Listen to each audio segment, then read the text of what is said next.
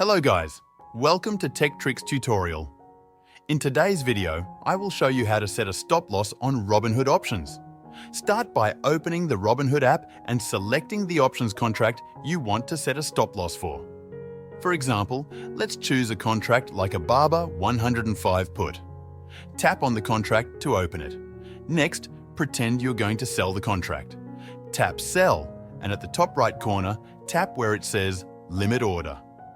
From the options that appear, select Stop Market and tap Continue. Now, set your stop price. This is the price at which your contract will automatically sell. For example, if you set it to 6.5, the contract will sell if it drops to that value.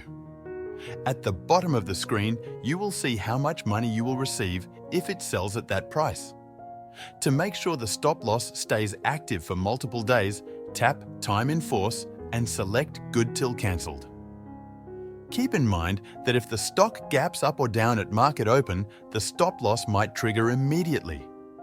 If you want it active only for the current day, select Good for Day.